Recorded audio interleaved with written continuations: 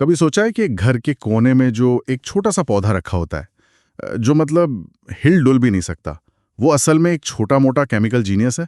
वो चुपचाप इतने बड़े बड़े फैसले ले रहा है जिनके बारे में हम सोचते भी नहीं। बिल्कुल, जीनियस ही है। ये एक ऐसी दुनिया है जो ऊपर से तो बहुत शांत और अस्थिर दिखती है, लेकिन अंदर मॉलिक्यूलर लेवल पर एक शहर की तरह हलचल मची हुई है। हर पल हजारों केमिकल सिग्नल इधर से उधर जा रहे हैं, जो पौधे के हर एक्शन को कंट्रोल कर रहे हैं। और आज हम इस अदृश्य दुनिया के कुछ नियमों को समझने की कोशिश करेंगे। हमारे पास जो रिसर्च नोट्स हैं, वो हमें पौधे की इस डिसीजन मेकिंग प्रक्रिया के दो सबसे बड़े पिलर्स के बारे में बताते हैं। पहला, वो अपनी ऊर्जा, अपना खाना कैसे बनाते हैं, और दूसरा, उस ऊर्जा का इस्तेमाल कैसे करना है, इसका फैसला कौन करता है। हाँ, तो चलिए पहले सवाल से शुरू करते हैं। ये प्रक्रिया तो हम सबने स्कूल में पढ़ी है, प्रकाश संश्लेषण यानी फोटोसिंथेसिस। पर ये असल में है क्या? देखिए, ये सिर्फ एक प्रक्रिया नहीं, बल्कि पृथ्वी पर ज्यादातर जीवन का इंजन है। आपके दिए गए नोट्स इसे बहुत सरल तरीके से समझाते हैं। पौधे अपने आसपास से 3 बहुत ही आम चीजें लेते हैं। पानी, कार्बन डाइऑक्साइड और धूप। बिल्कुल, मिट्टी से पानी, हवा से कार्बन डाइऑक्साइड और सूरज से रोशनी। इन 3 चीजों को मिलाकर वो अपने लिए शुगर यानी ग्लूकोज बनाते हैं। और ये पूरा जादू ये क्लोरोफिल नाम के एक हरे पिगमेंट की वजह से होता है। अच्छा, तो क्लोरोफिल ये एक तरह का बायोलॉजिकल सोलर पैनल हुआ फिर? हाँ, कह सकते हैं। ये सूरज की रोशनी को पकड़ता है।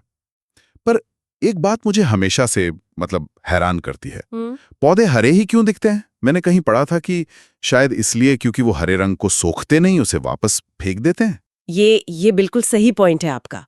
और यहीं पर इस प्रक्रिया की खूबसूरती छिपी है।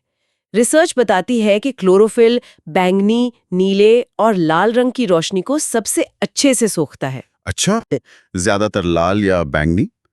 तो शायद धरती पर पेड़ पौधे हमें किसी और रंग के दिखते?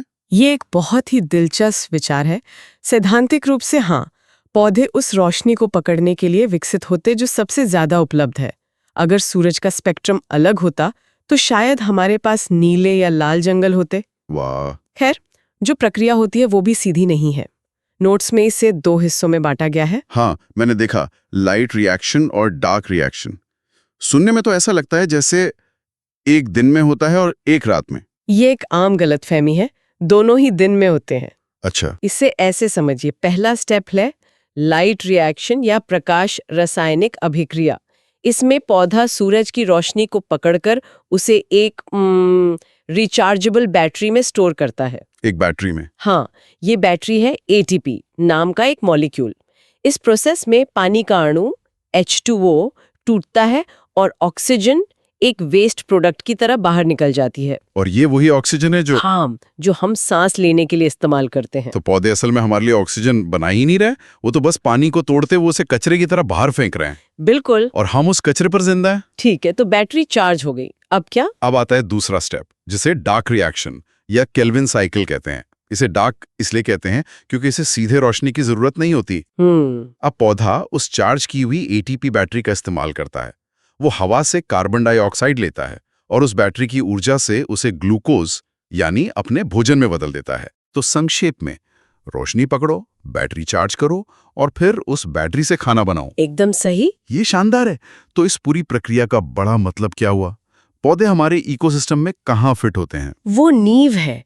इन कागजों में एक शब्द इस्तेमाल हुआ है, स्वपोषी, ऑटोट्रॉफ्स। मतलब जो अपना भोजन खुद बनाते हैं। हाँ, इसीलिए उन्हें उत्पादक या प्रोड्यूसर भी कहा जाता है। वो किसी भी खाद्य श्रृंखला यानी फूड चेन की पहली कड़ी हैं। वो सूरज की ऊर्जा को ऐसी केमिकल ऊर्जा में बदलते हैं जिसे जानवर खा सकते हैं। उनके बिना पृथ्वी पर जीवन जैसा हम जानते हैं वो संभव ही नहीं होता। ठीक है, तो पौधे ने अपनी फैक्ट्री में ऊर्जा तो बना ली, ग्लूकोज तैयार है, लेकिन इस ऊर्जा को भेजना कहाँ है? जड़ों को मजबूत करने में, नई पत्तियां उगाने में, या फिर फल बनाने में? एक पौधे को ये सब कैसे पता चलता है? ये तो एक तरह का इंटरनल बजट मैनेजमेंट है। और मुझे लगता है यहीं पर कहानी का दूसरा हिस्सा, बिल्कुल, यानी पौधे के हार्मोन आते हैं। आपने बिल्कुल सही नब्ज पकड़ी है। सिर्फ ऊर्जा बनाना काफी नहीं है, उसे सही जगह सही समय पर इस्तेमाल करना असली चुनौती है। और ये काम करते हैं पौधे के हार्मोन, जिन्हें फाइटोहार्मोन भी कहते हैं। Chemical messenger? हाँ, ये केमिकल मैसेंजर है जो पौधे के अंदर दौड़ते रहते हैं और हर छोटे बड़े फैसले को कंट्रोल करते हैं। तो पौधों के अंदर भी एक तरह की मैनेजमेंट टीम काम कर रही है। हाँ, और इस टीम में ना अलग अलग तरह के मैनेजर हैं। कुछ ग्रोथ प्रमोटर है जो हमेशा कहते हैं चलो आगे बढ़ो और बड़े हो जाओ, और कुछ सेफ्टी ऑफिसर की तरह है। सही, जो कहते हैं रुको, अभी माहौल ठीक नहीं है, अभी रुकना ही बेहतर है। ये एक आंतरिक खींचतान है जो पौधे के हर फैसले को नियंत्रित करती है। इन नोट्स में 5 मुख्य मैनेजरों का जिक्र है। चलिए इस ग्रोथ वाली टीम से मिलते हैं। पहला कौन है? पहला और सबसे मशहूर है ऑक्सिन। ऑक्सिन। इसकी खोज तो डार्विन ने की थी, है ना, 1880 में। जी हाँ, डार्विन ने। ये पौधे का ग्रोथ डायरेक्टर है। इसका मुख्य काम है पौधे की लंबाई बढ़ाना, खास तौर पर तने के ऊपरी हिस्से में। एक मिनट, तो क्या यही वो हार्मोन है जो पौधों को सूरज की तरफ मुड़ता है? मैंने कहीं पढ़ा था कि ये छाया वाली तरफ ज्यादा जमा हो जाता है, जिससे वो हिस्सा तेजी से बढ़ता है और पौधा रोशनी की तरफ झुक जाता है। बिल्कुल सही, यही इसका काम है। इसके अलावा ये पत्तियों को समय से पहले गिरने से रोकता है और खरपतवार को भी खत्म करता है। अच्छा, और दूसरा ग्रोथ प्रमोटर? वो है जिब्रेलिन्स। इसकी खोज 1926 में एक जापानीज वैज्ञानिक कुरोसावा ने की थी।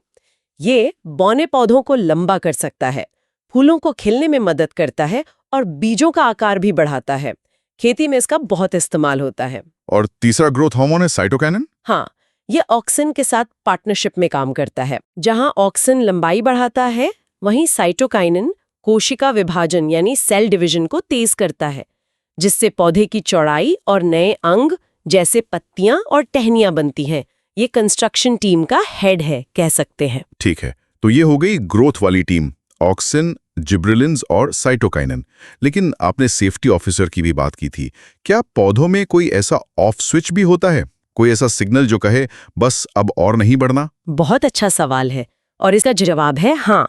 वो हार्मोन है एब्सिसिक एसिड। अब्सिसिक एसिड या ABA। वृद्धिरोधी हार्मोन। हाँ, ये एक ग्रोथ इनहिबिटर है। जब हालात मुश्किल होते हैं, जैसे पानी की कमी या बहुत ज्यादा ठंड, तो ABA का लेवल बढ़ जाता है। ये पौधे को कहता है कि अपनी ग्रोथ रोक दो और ऊर्जा बचाओ। ये बीजों को एक तरह से सुलाकर रखता है ताकि वे गलत मौसम में ना जाग जाएं। ये पौधे का ब्रेक या सेफ्टी स्विच है। और अब आते हैं 5वें और सबसे अनोखे हार्मोन पर। मैंने नोट्स में पढ़ा कि ये गैस के रूप में होता है, एथिलीन। हाँ, ये इस मैनेजमेंट टीम का सबसे अजीब सदस्य है। गैस। हाँ, ये एकमात्र हार्मोन है जो गैस है और इसके काम भी बड़े मिले-जुले हैं। इसका सबसे मशहूर काम है फलों को पकाना, लेकिन ये पौधे को बूढ़ा भी करता है। यह पत्तियों, फूलों और फलों के झड़ने की प्रक्रिया को भी तेज करता है। ये थोड़ा अजीब नहीं है? मतलब एक ही हार्मोन फलों को मीठा और रसीला भी बना रहा है और पत्तियों को गिराकर पौधे को एक तरह से खत्म भी कर रहा है। ये तो एक ही मैनेजर को प्रमोशन और फायरिंग दोनों का काम देने जैसा है। आपकी तुलना एकदम सटीक है। एथिलीन पौधे के जीवन चक्र को पूरा करने में मदद करता है। फल का पकना भी पौधे के नजरिए से उम्र बढ़ने का ही एक हिस्सा है। अच्छा। वो फल को आकर्षक बनाकर जानवरों को बुलाता है ताकि वे उसे खाएं और बीज दूर दूर तक फैला दें। यह पौधे की अगली पीढ़ी की तैयारी है। एथिलीन और फलों का पकना, यहीं से बात हमारी रोजमर्रा की जिंदगी से जुड़ जाती है। हम बाजार में देखते हैं कि कई बार एकदम हरे केले या आम लाए जाते हैं और वो दुकानों पर रातों रात पीले और पके हुए मिलते हैं। तो क्या वहाँ इसी हार्मोन का इस्तेमाल होता है? हाँ, बिल्कुल। फलों को कृत्रिम रूप से पकाने के लिए इसी प्राकृतिक प्रक्रिया की नकल की जाती है। लेकिन आपके दिए गए स्रोतों में इस बात पे गहरी चिंता जताई गई है कि ये नकल कैसे की जा रही है। मतलब? एक बहुत ही आम केमिकल है कैल्शियम कार्बाइड।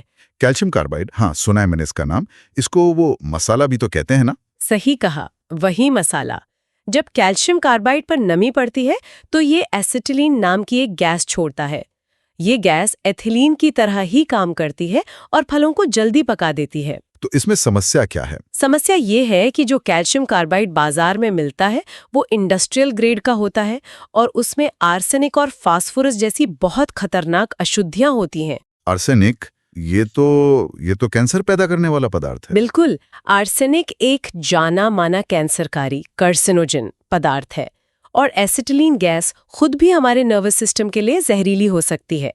इन्हीं स्वास्थ्य जोखिमों की वजह से FSSAI यानी भारतीय खाद्य सुरक्षा और मानक प्राधिकरण ने फलों को पकाने के लिए कैल्शियम कार्बाइड के इस्तेमाल पर पूरी तरह से बैन लगा दिया है। ये तो बहुत गंभीर बात है। तो फिर सुरक्षित विकल्प क्या हैं? अगर किसी किसान या व्यापारी को अपने फल पकाने हैं तो सही और कानूनी तरीका क्या है? नोट्स के मुताबिक सुरक्षित तरीके वो हैं जो प्राकृतिक प्रक्रिया की ही नकल करते हैं। सबसे अच्छा तरीका है खुद एथिलीन गैस का ही इस्तेमाल करना। 100 ppm तक की मात्रा में एथिलीन गैस का इस्तेमाल सुरक्षित और स्वीकृत है। इससे कोई नुकसान नहीं होता? नहीं, इससे फल वैसे ही पकते हैं जैसे पेड़ पर पकते। बस प्रक्रिया थोड़ी तेज हो जाती है और कोई हानिकारक केमिकल नहीं बचता। और कोई दूसरा तरीका? एक और स्वीकृत केमिकल है एथेफॉन।